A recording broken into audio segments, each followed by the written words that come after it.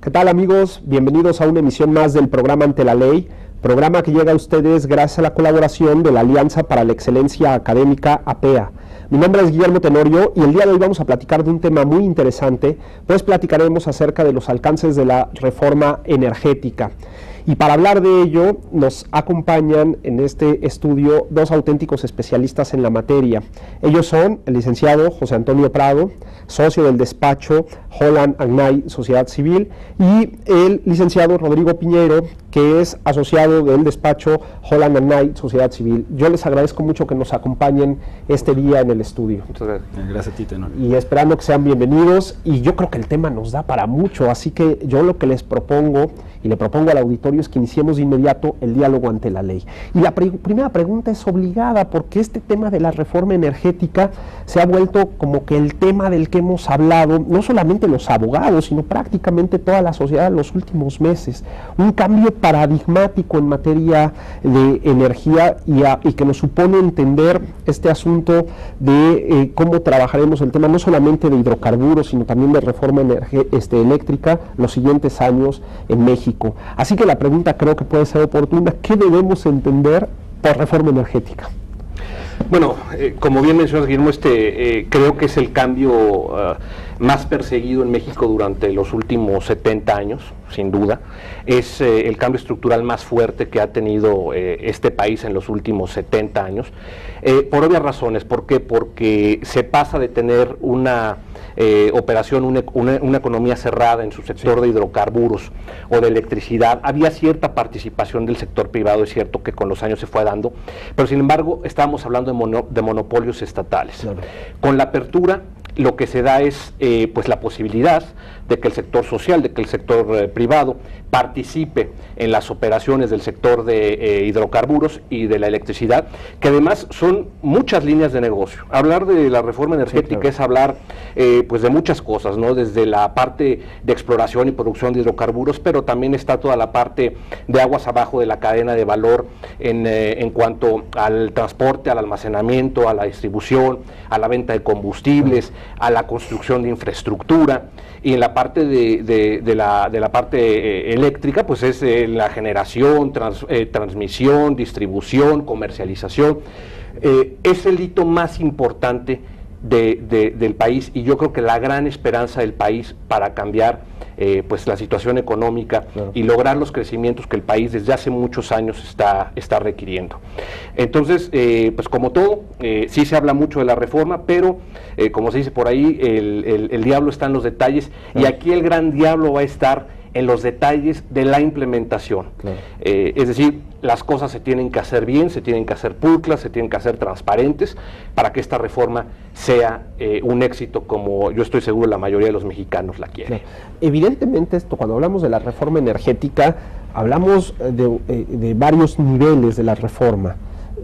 A nivel jurídico, primero entendemos que se reformó la Constitución, ¿verdad? Claro que sí, sí, la Constitución, como bien apunta José Antonio, pues tenemos que entender que esto es un hito, ¿no?, de los últimos 70 años, que además se pasa de un modelo completamente restrictivo a un modelo mucho más abierto, que en un inicio se va abriendo como llaves, digamos, donde se abre, digamos, la llave mayor y se va abriendo hacia llaves menores. Sí. Como bien comentas, existe la reforma constitucional, que es de diciembre, se publica en el Diario Oficial de la Federación el 20 de diciembre de 2013, con sus posteriores publicaciones de las leyes secundarias. Estas son en julio de 2014 y después en agosto de 2014, ¿no? Entonces, digamos, esto es a nivel constitucional y a nivel de leyes secundarias, y posteriormente viene la publicación de los reglamentos, tanto de la ley de hidrocarburos como de la ley de la industria eléctrica, además de otras reformas adicionales a la ley de obras, a la ley de adquisiciones, a la expedición de la ley de los órganos coordinados en materia de energía, en fin, una serie de leyes que es, pues si uno ve la lista de los decretos de la expedición en el Diario Oficial, pues es hasta kilométrica, y evidentemente va a tener una repercusión yo diría, a mediano o largo plazo, y además sí necesita un estudio muy acuicioso de cada uno de los detalles, ¿no? Y cómo se van concatenando y traslapando las funciones, por ejemplo, que va a haber en materia muy concreto, ¿no? De la nueva Agencia para la Seguridad de la ANSIPA, que se le conoce en el argot, que es la Agencia Nacional de Seguridad de la Industria de los Hidrocarburos, con, por ejemplo, con la Semarnat, ¿no? Entonces hay que ser ahí muy estudiosos y muy cuidadosos jurídicamente hablando para ver cuál va a ser el ámbito de aplicación de cada una de estas agencias y cómo va en este tinglado, digamos, de un nuevo mundo, cómo van a operar los concesionarios y los nuevos operadores bajo este nuevo régimen. Hay un tema en esta reforma constitucional que también es muy importante, todo este discurso político de que el petróleo es nuestro y solamente lo operamos los mexicanos. Ahora se abre una nueva oportunidad que técnicamente tendría que impactar en el desarrollo económico, pero sobre todo le llega al ciudadano a pie. Mucha gente que nos está viendo seguramente estará preguntándose, ¿y esto cómo me impacta a mí? ¿No? ¿Cuáles son el principal cambio a nivel constitucional en materia energética? Mira, se modificó el artículo 27 constitucional para decir, bueno, el petróleo efectivamente sigue siendo de la nación, es decir, es un recurso que solamente le pertenece a la nación como concepto sociológico y es decir, a todos los mexicanos. Sí.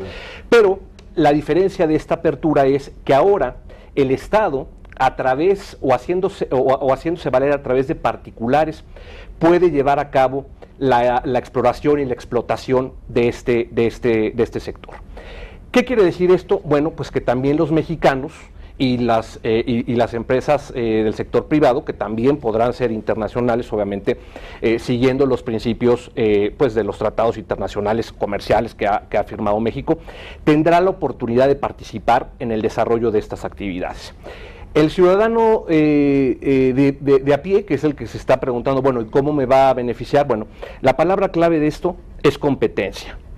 Es tener la posibilidad de acceder a nuevos mercados en cualquier producto o insumo que se quiera tener relacionado al sector de energía, que obviamente todos lo utilizamos. Tú utilizas gas en tu casa, utilizas gasolina, utilizas, bueno, una serie de insumos, ¿no? En la parte, obviamente, de petrolíferos, en la parte de petroquímicos, y lo que se quiere hacer con esto es que se utilice como una palanca de desarrollo para el país el que exista competencia.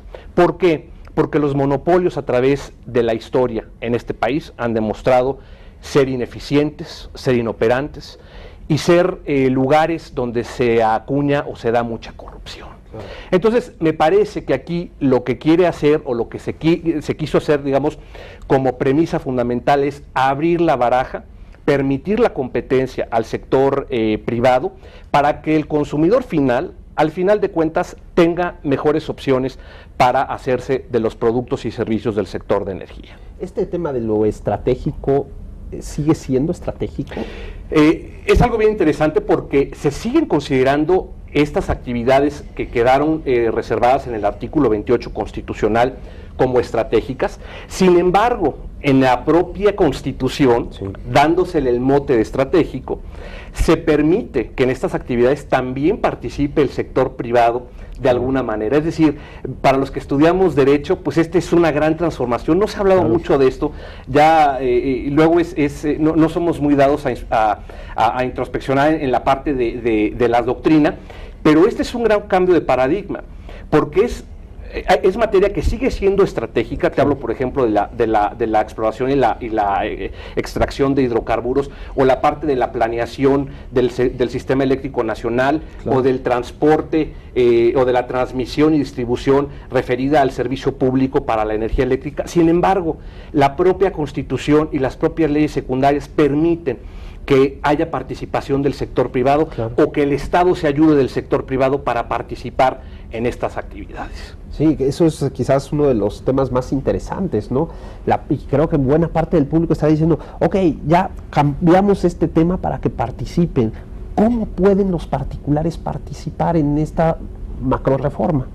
Pues sí, o sea, yo coincido plenamente con lo que menciona José Antonio y estamos viendo en estos momentos, apenas la semana pasada se publicó en el Diario Oficial de la Federación, pues las 5 o 6 empresas extranjeras que salieron por ahí para llevar a cabo servicios de exploración geológica a Pemex, ¿no? Que en un inicio, bajo el antiguo régimen, pues esto era impensable, ¿no? Porque eso era propiedad de Pemex, toda la información era geológica para hacer perforaciones y ver si había hidrocarburos en el subsuelo, pues esto era completamente impensable no nos vayamos más lejos, hace unos 3, 4 años. En este momento, estoy hablando de la semana pasada, se da, me parece que fue el jueves, viernes, pero estoy con una certeza que fue la semana pasada, está anunciando el Diario Oficial de la Federación, o se está publicando en el Diario Oficial de la Federación estas 5 empresas que fueron las ganadoras de estas asignaciones para llevar a cabo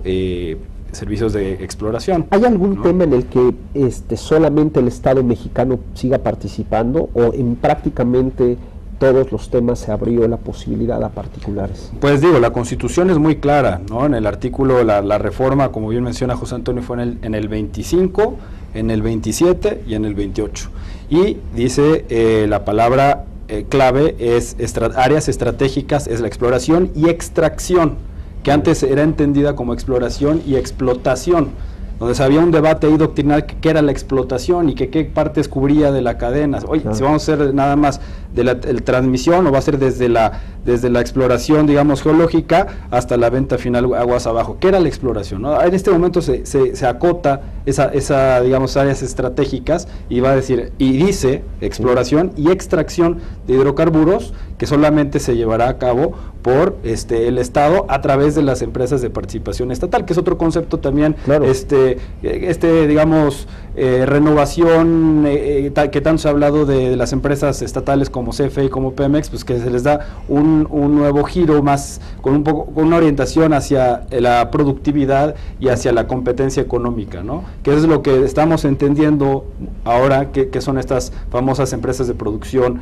las estatales o EPEs, ¿no? Claro, porque en la industria. Históricamente Pemex se entendía como parte del Estado, ¿no? Tenía su propio régimen, y ahora la tenemos que entender como una empresa tal cual. Sí, ¿no? Es que exactamente, digo, con una empresa, pero sin perder ese concepto social, ¿no? Claro. Que sigue estando presente en los estatutos de Petróleos Mexicanos, pero sí es importante considerar que se le intenta dar un giro para hacerla competitivamente, pues mucho más productiva y poder salir al mercado donde te encuentras esta transición que se ha dado, por ejemplo, en Noruega, en el caso de Statoil, que ya se ha mencionado mucho, el Ecopetrol en el caso de Colombia, o en el caso de Brasil con Petrobras, digo, con sus particularidades, no estoy diciendo que sea exactamente el caso de mexicano, pero sí se ha dado, digamos, esta reconfiguración hacia hacerlas más competitivas económicamente, ¿no? Sin perder de vista el punto de vista social y de gobierno, que lo siguen teniendo, pero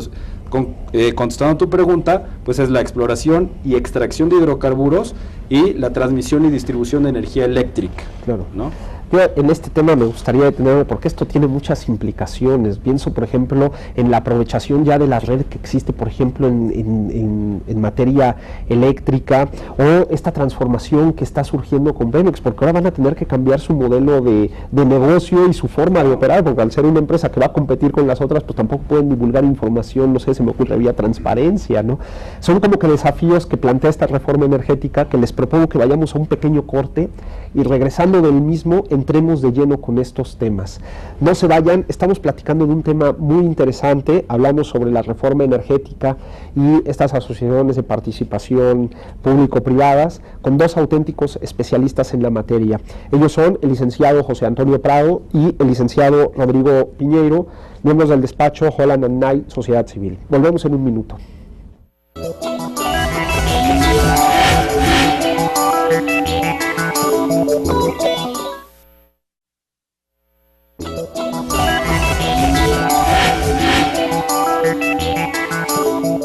Muchas gracias por seguir con nosotros. Estamos platicando de un tema muy interesante, son estos alcances de la reforma energética en conjunto con las asociaciones público-privadas. Nos acompañan en el estudio dos auténticos especialistas en la materia.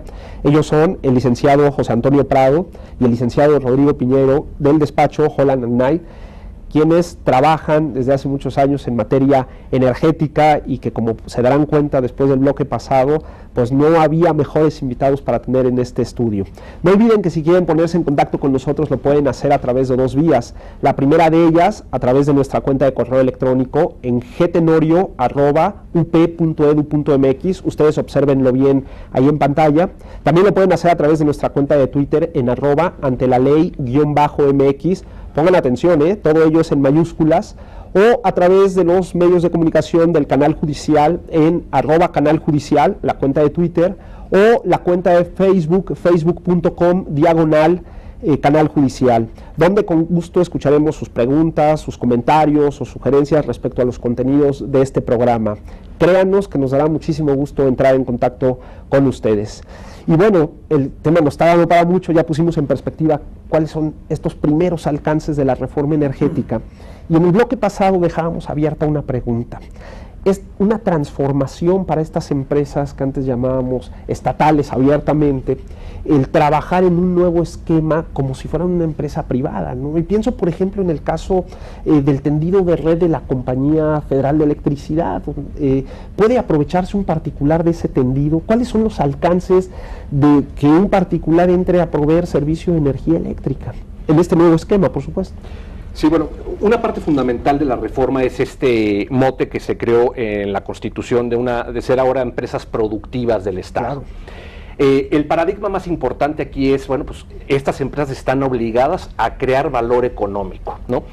Que de alguna manera desde la reforma del 2008, Petróleos Mexicanos ya tenía esta connotación, ¿no? de ser o de crear valor económico, es decir, tenía que perseguir ese fin, obviamente dentro de un plano de rentabilidad social y de desarrollo económico. Sin embargo, ahora las empresas productivas del Estado pues tendrán una connotación más de una empresa privada. Sin embargo, ojo, esta es una parte bien importante que ha creado muchas confusiones. A diferencia de otros países, el modelo de México no es que las empresas del Estado se hayan privatizado. Okay. Las empresas siguen siendo propiedad de los mexicanos, es decir, estas exparaestatales, que ahora son empresas productivas del Estado, siguen siendo propiedad del Estado mexicano y en teoría de la nación, en teoría de todos los ciudadanos. Ahora, estas empresas se abren a que tengan competencia, es decir, tendrán competencia en las ramas de la actividad económica que venían desarrollando. Hay cambios de paradigmas bien interesantes, por ejemplo, en los objetos de la nueva ley de Petróleos Mexicanos, de la ley de la Comisión Federal de Electricidad. La Comisión Federal de Electricidad ahora va a poder desarrollar muchas actividades que antes no podía desarrollar. Es decir, tú sabes que hay grandes proyectos ahora de gasoductos, pues quien los está desarrollando es la Comisión Federal de Electricidad. Va a poderse convertir en un jugador preponderante del mercado del gas natural para comprar, comercializar, hacer esquemas con gas natural. Por el otro lado, Petróleos Mexicanos pues ahora también tiene parte como su objeto el generar electricidad, ¿no? En fin, el mote más interesante es que se migra a ser empresas o una petrolera o de los derivativos del petróleo o de una empresa eléctrica a ser empresas energéticas. En la parte que me señalabas, por ejemplo, de la infraestructura de CFE, bueno, CFE seguirá siendo un jugador preponderante porque todos los activos de transmisión, distribución, le siguen perteneciendo a la Comisión Federal de Electricidad. Claro. Sin embargo, los privados que quieran hacer proyectos eléctricos tendrán garantizado el derecho, por lo menos eso dice la ley, la normatividad, el acceso abierto y restricto para sus proyectos eléctricos, es decir, habrá un operador independiente del sistema, que es este Centro Nacional de Control que se creó, el famoso CENACE, que es pues un organismo descentralizado, pero que ahora será el juez, y CFE dejará de ser juez y parte para decir, claro, aquí sí cabe tu electricidad, vas a poder evacuar electricidad de este proyecto, te la puedo transmitir por estas líneas de transmisión o por estos conductos de distribución, y ahora habrá un juez que tiene que ser independiente y dar las facilidades de esa cancha pareja para que todos los que quieran invertir en proyectos de electricidad tengan la misma oportunidad que CFE, porque CFE en estos momentos y por mucho tiempo va a seguir siendo un jugador preponderante en el sistema, al igual que Pemex. Por eso parte de la reforma habla de que tiene que haber regulación asimétrica con respecto a Pemex o con respecto a CFE.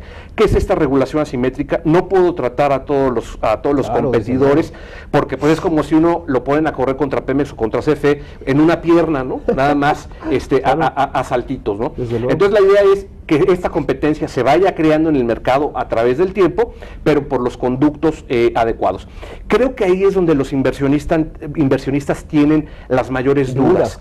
Quieren ver un mercado parejo, quieren ver un mercado de reglas parejas en las cuales pues se privilegie la competencia, la libre concurrencia de los nuevos participantes que quieren incursionar al mercado, ¿no? Es increíble la cantidad de empresarios, por ejemplo, mexicanos, que tradicionalmente se dedicaron a otros rubros y que ahora están interesados en incursionar en el tema energético.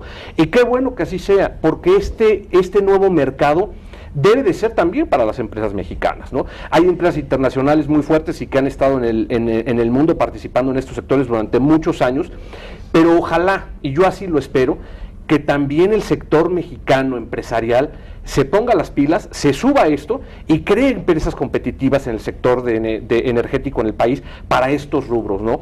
Que haya nuevas empresas de distribución de electricidad, de generación, empresas de distribución de hidrocarburos, de transporte de hidrocarburos, ¿por qué no empresas que cuando sea el momento quieran entrar a refinar? En fin, hay tantas oportunidades y tantas cadenas de valor en este esquema que pues a mí me parece que es una oportunidad histórica para el país, y me parece que la última gran oportunidad económica en cuanto a un sector tan importante que pueda aprovecharse o traer tantos beneficios a la nación. No, el tema de la independencia es medular, porque si tenemos a un árbitro que no fuera independiente, pues ahí tronamos el sistema. Me imagino que también vendrá acompañado el tema, porque fue muy paralelo el tema de la autonomía constitucional de la Comisión de Competencia Económica. ¿Jugará aquí también?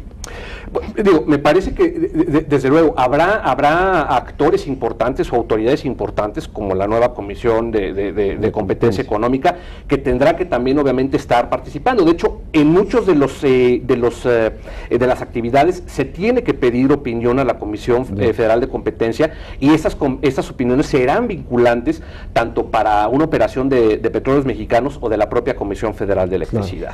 Hay otro tema que también cobra mucha relevancia en esto, que es que de repente los particulares a lo mejor no entran directamente a participar, sino se genera una especie de asociación de estas que se llaman asociaciones público-privadas. ¿Funciona el esquema para toda la reforma energética?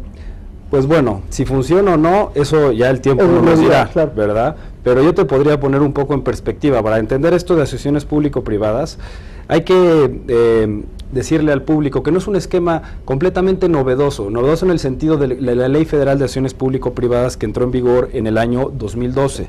Estos esquemas ya se venían utilizando, digamos, con nombres diferentes, como lo son los PIDIREGAS, para CFE y para Petróleos Mexicanos principalmente, que era la forma como financiaban plataformas petroleras, centrales de ciclo combinado, para el caso de CFE, y otras obras de gran envergadura energético, ¿no? Estos esquemas más o menos empezaron a funcionar desde el 1996 hasta inicios de los años 2000, digamos, donde tuvieron su apogeo, y por ahí hay algunos que siguen operando, aunque ya no se otorgan estos PIDIREGAS. Entonces, es un esquema en donde, o eran un esquema, ¿verdad?, en donde salía Pemex y CFE a proponer, digamos, a licitar de alguna manera inversión privada para poder financiar, y podían ser a través de inversión directa, ¿no?, en donde Petróleos Mexicanos o Comisión Federal de Electricidad se comprometía desde el día 1 a adquirir estos activos, sujeto obviamente a condiciones del contrato específico, y sujeto a que estos activos generaran después sus propios ingresos, o podía ser una inversión condicionada. Entonces, digamos que estos dos esquemas de inversión directa, de inversión condicionada a través de los PIDIREGAS, ya se venían utilizando en cuanto a poniendo en perspectiva la participación privada en temas de energía. Ahora bien, posteriormente vienen los contratos, los famosos CPS, ¿no? Que eran más enfocados hacia temas carreteros, hacia temas penitenciarios, y los mismos PPS también, que digamos, todos son una modalidad de lo mismo, digamos, que podrían, grosso modo, podríamos englobarlos dentro de un mismo saco. Entonces, teniendo esto en perspectiva, mediados de los años 90, principios de los años 2000, pasamos de un régimen donde estaban PYs, PPS y CPS a un modelo de ley de asociaciones público-privadas, ¿no? ¿Qué es lo que viene a recoger? Pues dentro de un solo cuerpo normativo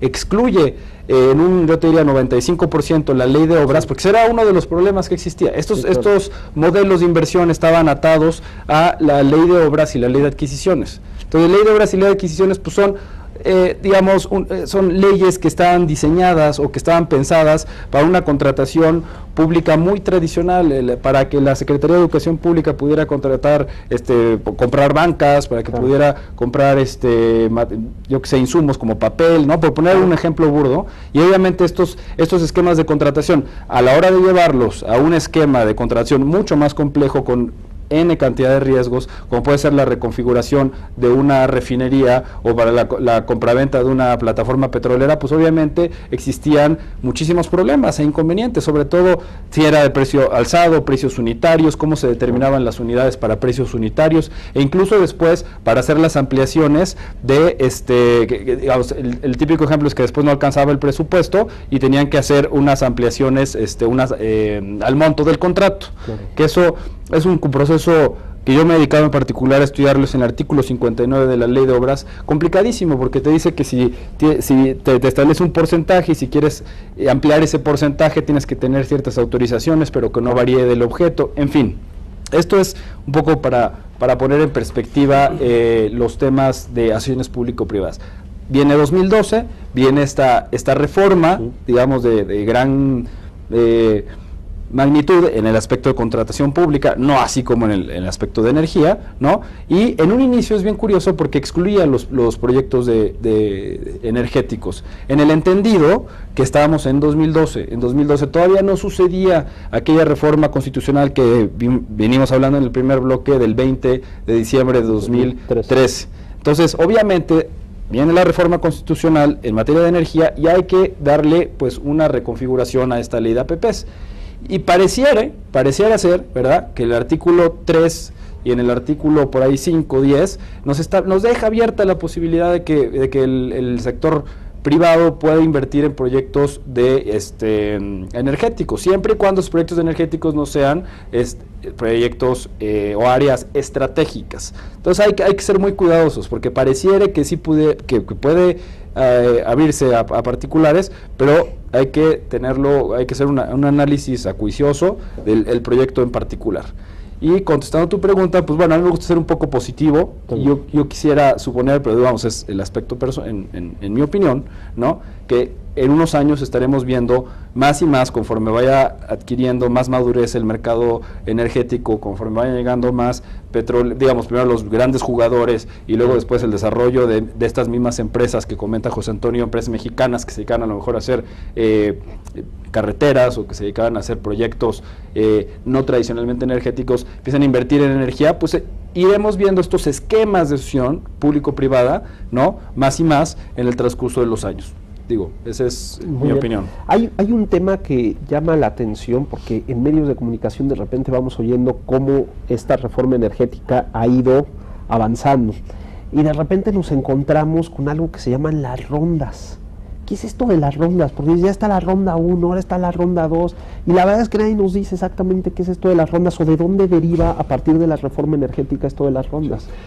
Nada más, yendo un poquito atrás, comentar, Rodrigo, para que quede claro, por ejemplo, en la parte de exploración y extracción de hidrocarburos hay prohibición legal para participar en una asociación público y privada, ¿no?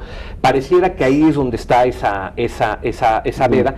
¿Y cuál es el razonamiento de decir esto? Bueno, el razonamiento es, parte del gran esfuerzo de la reforma, precisamente el tema de rondas que ahorita platicamos, es que haya un procedimiento específico para que los particulares puedan entrar a participar dentro del mercado de exploración y extracción de hidrocarburos en México. Entonces, en esa parte no hay la posibilidad de llevar a cabo asociaciones público-privadas. Yo creo que donde habría que echarle mucho el ojo es en la parte eléctrica, ¿no? Por ejemplo, en el tema de construcción, de ampliación o de modernización de líneas de transmisión, de líneas de distribución. Hay un artículo muy interesante que se plantea en la Ley de la Industria Eléctrica y que viene de la misma Constitución, que dice, bueno, la planeación del sistema eléctrico nacional, así como el servicio público de transmisión y distribución, es actividad estratégica, pero pueden participar el sector privado en la manera en que las leyes lo indiquen. Y la ley secundaria, en este caso la Ley de la Industria Eléctrica, sí te habla que existe la posibilidad de que los particulares, para el tema de desarrollo o implementación, mantenimiento de líneas, pueda participar a través de la iniciativa privada. Es decir, si CFE en algún momento quisiera ampliar una línea, ¿no? O quisiera modernizar una línea, está ya esta previsión legal en el que el particular puede tomar ese proyecto, ¿no? Desde lo que es conseguir el financiamiento, la construcción, claro, la operación, lo dice inclusive, la operación y el mantenimiento a través de un esquema de participación privada. ¿Por qué no se podría dar a través de una APP? Yo creo que no debería haber esa exclusión. Claro. Se podría hacer de este contrato de prestación de servicios de largo plazo, claro, justificar el beneficio social que eso se tiene, porque las líneas, además de transmisión en México, no crecen a la velocidad que deberían de crecer en otros países. Pero bueno, esa es la parte eléctrica. Volviendo al tema de las rondas. Se pensó mucho en decir, bueno, ¿qué vamos a hacer para que pueda participar el sector privado? Pero a su vez, nuestro jugador preponderante en el mercado y la empresa de todos los mexicanos, que es Pemex, siga siendo el motor de desarrollo, claro, que ha sido, ¿no? Pemex sí es una empresa que podrá ser muy criticada, podrán decir muchas cosas, pero al final del día, de cada peso que este país recibe como ingreso presupuestario, el 33 centavos lo sigue dando Petróleos Mexicanos. Claro. Tienes que seguir cuidando a la gallina de los huevos de oro, ¿no? Finalmente, ese es el esquema, ¿no? Sabemos que en este momento Pemex tiene problemas, la plataforma de exportación se ha caído, los, claro, precios del petróleo se han caído, estamos, digamos, que en el peor de los mundos para Pemex en este momento. Sin embargo, se tenía que cuidar o se tenía que dar un esquema en el cual Pemex pudiera seguir produciendo ingresos para el país, y que obviamente con el tiempo los nuevos participantes que se fueran sumando fueran también aportando a través, pues, de impuestos y de regalías también estas contribuciones para el Estado. Ahí sale la idea de hacerlo con un modelo parecido al modelo brasileño, que es hacerlo a través de rondas. ¿Qué quiere decir? Bueno, pues primero se da la pauta de la llamada ronda cero, en la cual Pemex tenía que justificar técnicamente y financieramente y a través de su modelo de ejecución de un proyecto, que podía guardar bloques para ser Pemex el que los desarrollara por su propia cuenta. Sin embargo, ahora no iba a ser nada más Pemex o con un escrutinio por encimita de la Secretaría de Energía, claro, sino que se crea o se le da esta nueva facultad a un regulador fortalecido, que es la Comisión Nacional de Hidrocarburos, para decir si tienes o no tienes las condiciones para tú desarrollar estos proyectos. Pemex durante muchos años hubo proyectos que no pudo desarrollar. ¿Por qué? Porque Pemex se dedicó a ser, desafortunadamente, un instrumento de recaudación del gobierno federal. Claro. Dejó de invertir en tecnología, dejó de invertir en capacitación, y entonces Pemex recibía dinero y Pemex se llevaban todo el dinero de Pemex, ¿no? A mí me tocó, yo trabajé algunos años en Pemex, me tocó ver situaciones verdaderamente dramáticas en la que Pemex, después de haber dado todo el ingreso que tenía, todavía no le alcanzaba para pagar sus propios impuestos, pero finalmente el gobierno federal pues le quitaba todo, y con esto no había dinero que alcanzara para poder innovar o tener más, claro, tecnología. Pemex se fue retrasando en esto, me parece que los institutos mexicanos del petróleo también se fueron retrasando en esto, y esto creó un problema francamente estructural dentro de la operación del propio Petróleos Mexicanos. Ahora con esto, pues lo que queremos, o la idea que se trae en la reforma, es que Pemex sea una empresa, sí, fuerte, que invierta en las líneas de negocio que son más, claro, rentables, al verse como cualquier empresa petrolera. Es decir, Pemex tendrá que seguir visualizando cuáles son las líneas de negocio que son rentables, porque al final del día tiene que dar una explicación, claro, a los accionistas en este caso, bueno, pues que es todo el pueblo de México, claro, ¿no? De por qué invirtió en qué y cuál fue la rentabilidad que se tuvo. Hasta ahí me gustaría que nos detuviéramos, porque esto nos abre una beta maravillosa, que estoy seguro que buena parte del público quisiera saber, porque la pregunta es obligada. Eso no lo tuvo que haber hecho desde hace muchos años, darnos informe plenamente sobre sus actividades.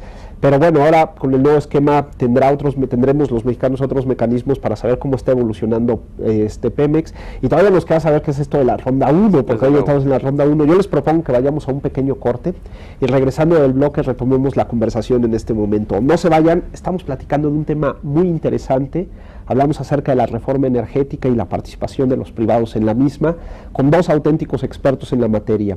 Ellos son José Antonio Prado y Rodrigo Piñeiro, del despacho Holland & Knight, Sociedad Civil. Volvemos en un minuto.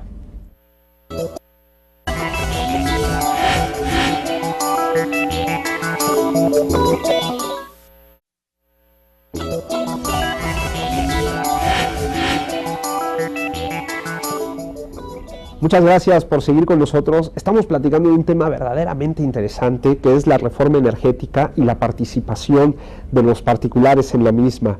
Y para hablar de ello tenemos en el estudio a dos auténticos expertos en la materia. Ellos son el licenciado José Antonio Prado, el licenciado Rodrigo Piñeiro, del despacho Holland & Knight, Sociedad Civil.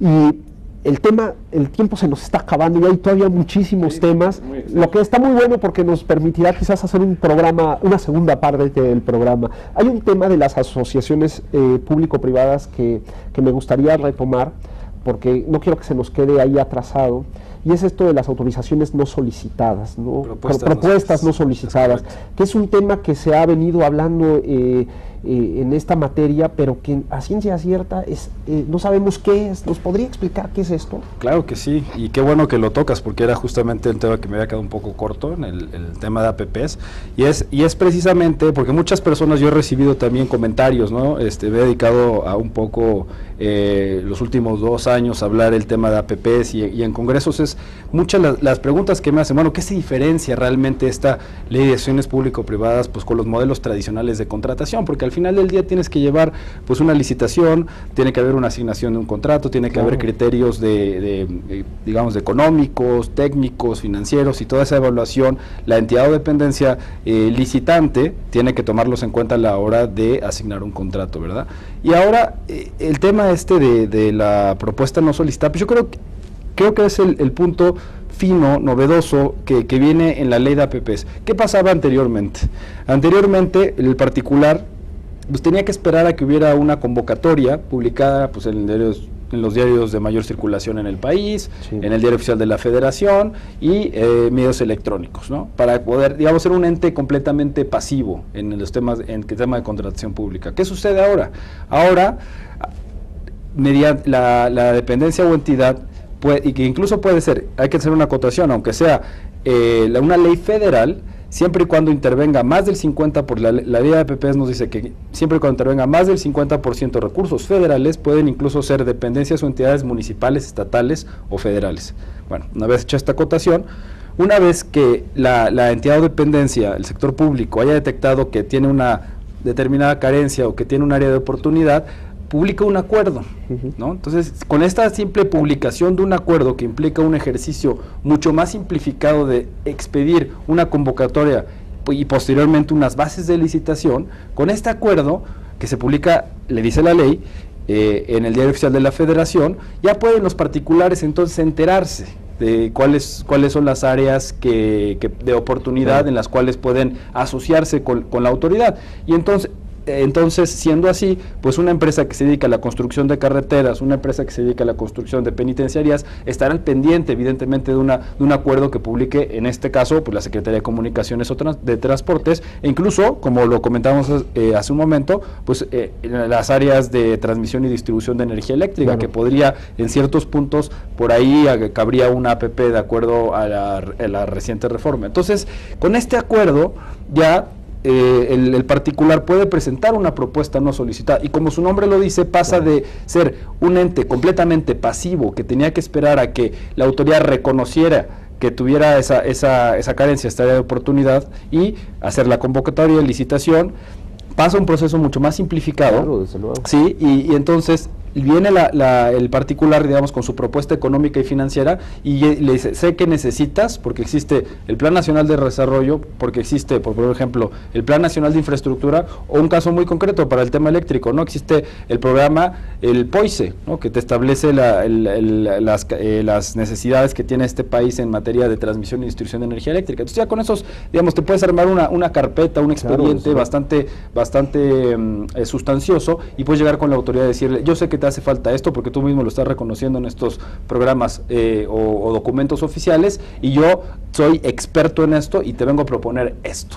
¿no? Claro. Y ahora, ¿cuál es, digamos, la zanahoria, ¿no? Para este tema, claro. Exactamente, para el particular, pues bueno, efectivamente tendrá que después hacer, por temas de transparencia y por temas de competitividad, claro, tiene que publicar una convocatoria, pero en el supuesto de que en este caso, el licitante que haya propuesto la propuesta no solicitada tendrá hasta un 10% o 10 puntos de ventaja sobre los otros participantes. Además que, evidentemente, si digamos que, como dice el dicho, el que pega primero pega dos veces, si tú te adelantaste y presentaste, claro, estos estudios, evidentemente ya tendrás una ventaja competitiva con tus otros competidores, ¿no? Entonces, no solamente la ley premia con estos 10 puntos o este 10% al participante que haya hecho la propuesta no solicitada, sino que, pues, evidentemente, pues, tendrá en teoría una vía más fácil, ¿no? Y todos estos mecanismos son transparentes, porque hay gente que, claro, cree que las asociaciones público-privadas como que trabajar en lo oscurito, ¿no? Es correcto, y qué bueno que toques ese punto, Guillermo, porque aquí hay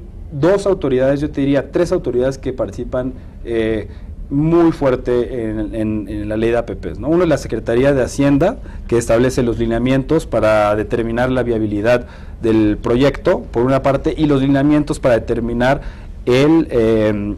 si es una APP, si tiene un servicio social, si tiene un impacto positivo a la sociedad, claro, ¿no? Entonces está por un lado la Secretaría de Hacienda, pero por otro, muy importante, y tocando este tema, está la Secretaría de la Función Pública, que en todo momento está monitoreando el transcurso, digamos, del APP, incluso en las propuestas no solicitadas. Entonces, desde el momento que sale la convocatoria o que el particular presenta esta propuesta no solicitada, tienes a la CEFUPU haciendo un monitoreo de cuánto se le está pagando, si es a los precios más competitivos, e incluso una vez que es asignado este contrato de APPs, habla la ley de una obligación de que la entidad o dependencia que haya otorgado ese contrato APP tiene que hacer unos informes trimestrales de cuál ha sido digamos, la evolución de este contrato APPs, ¿no? Qué interesante. Sí. Y a mí me gustaría regresar, porque si no se nos van a quedar algunos temas aquí volando, regresar con este tema de las rondas, porque ya decíamos la ronda 0, pero ahora estamos en la ronda 1, así que me imagino que es como por distintos niveles. La ronda 0 es el nivel más básico y ahorita ya estamos en algo más complejo. Sí, bueno, realmente el tema de ronda 0, como comentábamos en el bloque pasado, es aquellas asignaciones, es decir, aquellos títulos que Pemex quería conservar para que en nombre y representación del Estado mexicano pudiera seguir llevando a cabo la actividad de exploración y extracción de hidrocarburos. Pemex ya hizo ese ejercicio, le propuso a la Secretaría de Energía y le dijo, estas son las que quiero conservar, tanto para exploración como para extracción de hidrocarburos, y después de la revisión, pues la Secretaría de Energía dijo, bueno, pues con estas te quedas y con estas las voy a pasar, digamos, para que pueda participar la iniciativa privada, o inclusive tú, Pemex, vas a poder participar a través de los nuevos esquemas de asociación que te permite ahora tener la ley. Es decir, Pemex también puede participar asociándose. De hecho, Pemex lo está haciendo ya en ronda 1, participando en asociación con alguna otra empresa para competir. Pasamos al tema de la ronda 1. Finalmente, a través de la ronda 1, se decide cuáles son los bloques exploratorios y los bloques de extracción que se van a poner, digamos, en la mesa para que la iniciativa privada pueda participar en este proceso. Obviamente es un proceso regulatoriamente complejo, participa la Secretaría de Energía a través de las condiciones, digamos, técnicas de los contratos que se tienen que implementar, la Secretaría de Hacienda, claro, a través de las condiciones o los términos económicos para ver qué es lo que se va a tener que pagar al Estado mexicano para participar en estos bloques. Y la gran figura, que es la que tiene que dar la transparencia es la del árbitro. El árbitro que va a llevar a cabo la licitación va a adjudicar el contrato y finalmente será el que tendrá la titularidad de ese contrato en representación del Estado mexicano con el participante que gane la licitación, que es la Comisión Nacional de Hidrocarburos. A día de hoy, bueno, y en medio de este momento tan turbulento que tenemos en el mercado internacional por los precios del petróleo, ya hay dos bloques o dos licitaciones que han salido dentro de la primera denominada Ronda 1. La primera pues fueron bloques exploratorios, ya inclusive la etapa para participar se cerró.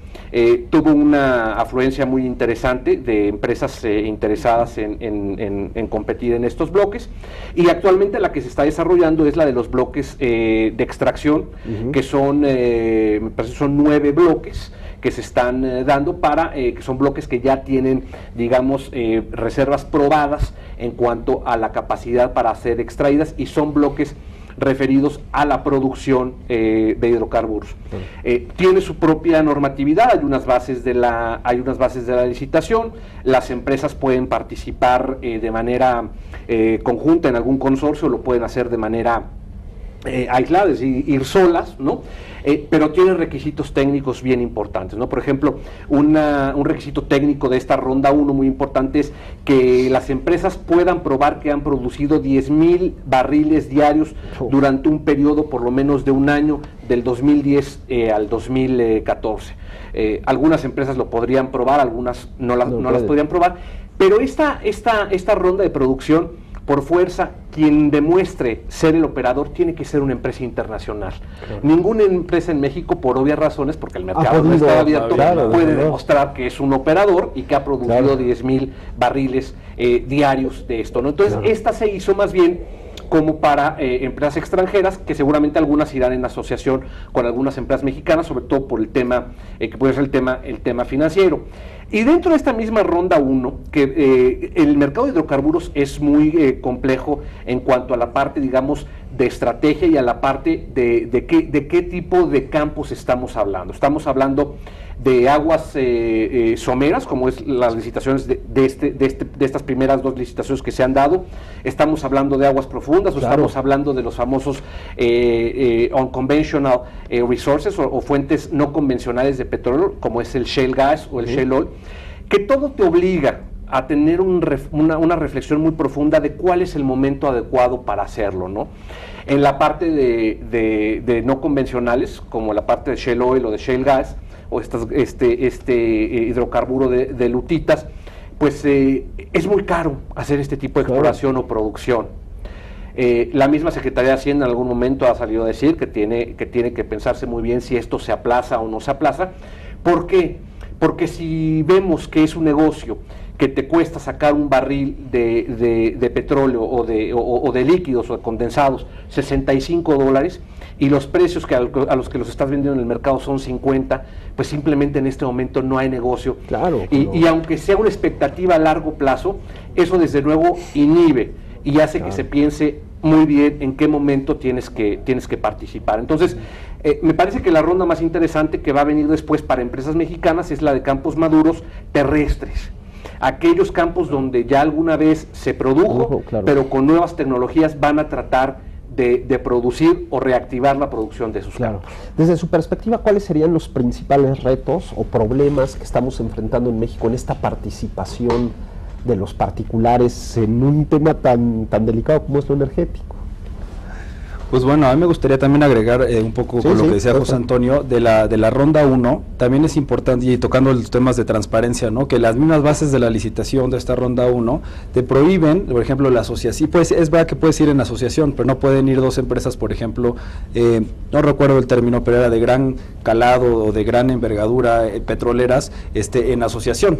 Entonces ahí también hay reglas específicas de cómo se pueden asociar, y esto pues evidentemente es para evitar que tengas a los big players, ¿no? Asociándose y obviamente sacando digamos en condiciones que no son económicamente deseables para un país, en donde se volvería también a pues modelos monopólicos de facto. Entonces, nada más haciendo esa acotación, pues es muy importante tener en cuenta que, como menciona José Antonio, en este momento, por obvias razones, pues no vas a tener a empresas mexicanas que van a quererle entrar a esta porque no puede, no había, estaba cerrado, ¿no? Pero toda la derrama económica que se va a generar alrededor de estas empresas petroleras, que muchas ya venían a lo mejor operando con una oficina de representación y que eventualmente pues tendrán que traer más ingenieros, tendrán que tener capacitación, me parece que es muy importante y que ahí, por ejemplo, sigamos el modelo de Noruega, como lo hicieron en el Mar del Norte, ¿no? Que pasaron de ser empresas noruegas que exclusivamente se dedicaban a hacer servicios, ¿no? A todas estas empresas que funcionaban alrededor de estas petroleras, que tengan una obligación también de compartir esta tecnología y que esta tecnología se vaya poco a poco permeando a estas empresas mexicanas y que se genere efectivamente después un sector petrolero mexicano que pues poco a poco se vaya enriqueciéndose de todas estas asociaciones con empresas de gran calado petroleras, ¿no? Entonces, y que en un futuro podamos después hablar de que tengamos empresas de producción, ¿por qué no?, de aguas someras y hasta aguas profundas, de este capital, si bien no 100% mexicano, porque es un tanto complicado en un mundo globalizado como el que vivimos, pero pues sí con una participación importante, ¿no? ¿Cuál es el principal reto? Nos queda nada de tiempo, pero desde su perspectiva, ¿cuál es el principal reto de todo esto?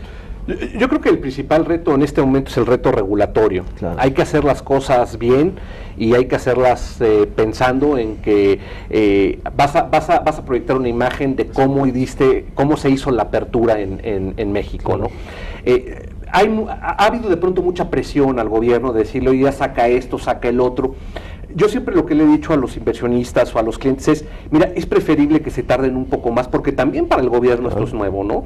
Para los nuevos reguladores esto es nuevo, claro, y es una presión muy fuerte, porque además son cosas que en México nunca se han dado, ¿no?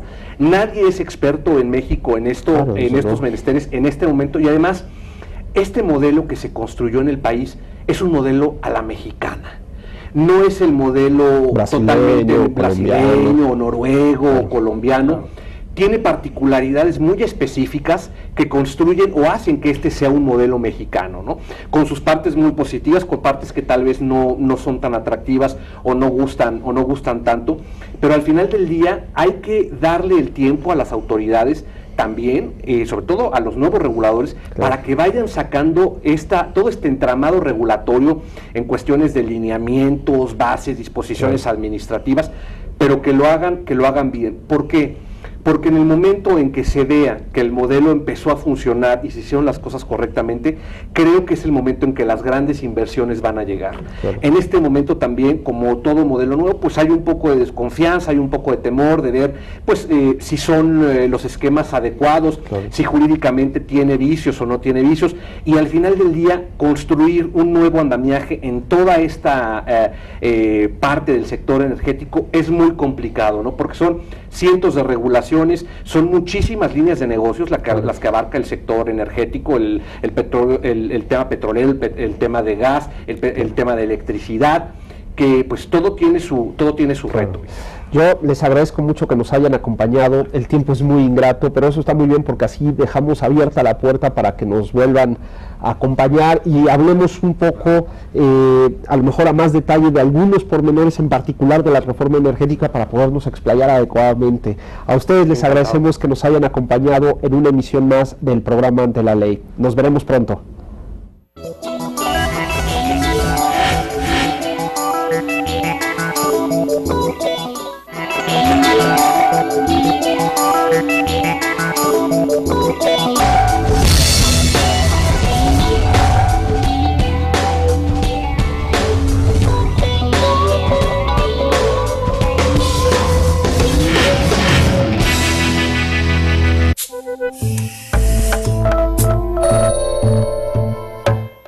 Este país en los últimos 70 años, por obvias razones. ¿Por qué? Porque se pasa de tener una operación, una economía cerrada en su sector, sí, de hidrocarburos o de electricidad. Había cierta participación del sector privado, es cierto que con los años se fue dando, pero sin embargo estábamos hablando de monopolios estatales. Claro.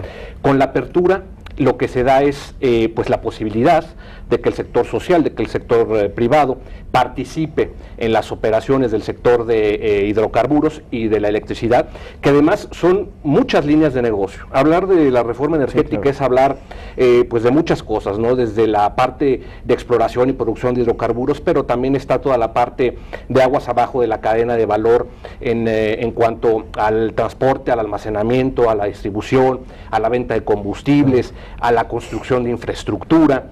Y en la parte de la parte eléctrica, pues es la generación, transmisión, distribución, comercialización. Es el hito más importante del país, y yo creo que la gran esperanza del país para cambiar pues la situación económica, claro, y lograr los crecimientos que el país desde hace muchos años está requiriendo.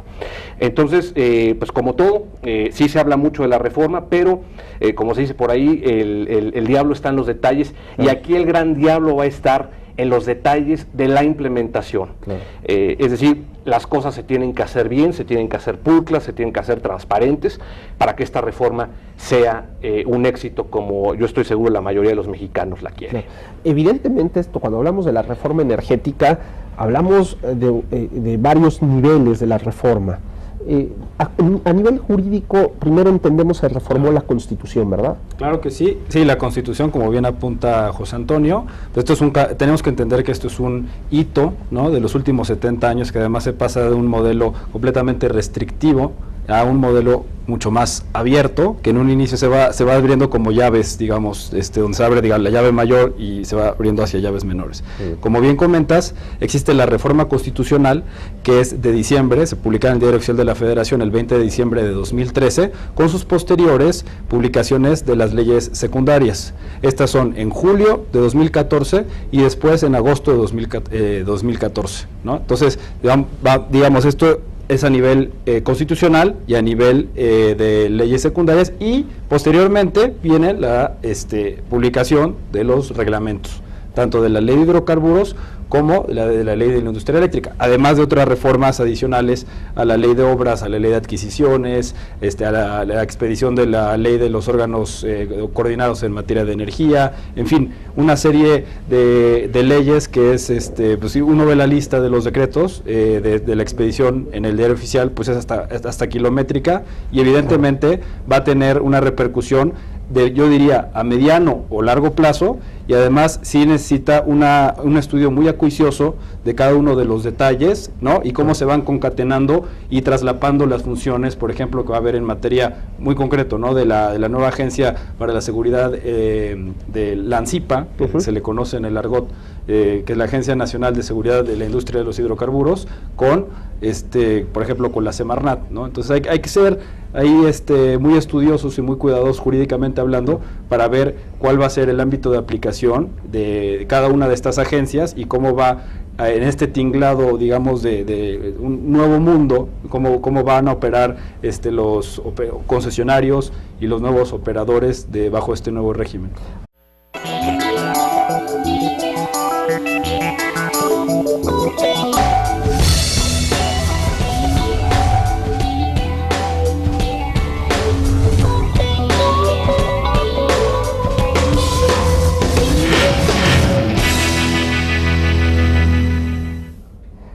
¿Qué tal, amigos? Bienvenidos a una emisión más del programa Ante la Ley, programa que llega a ustedes gracias a la colaboración de la Alianza para la Excelencia Académica, APEA.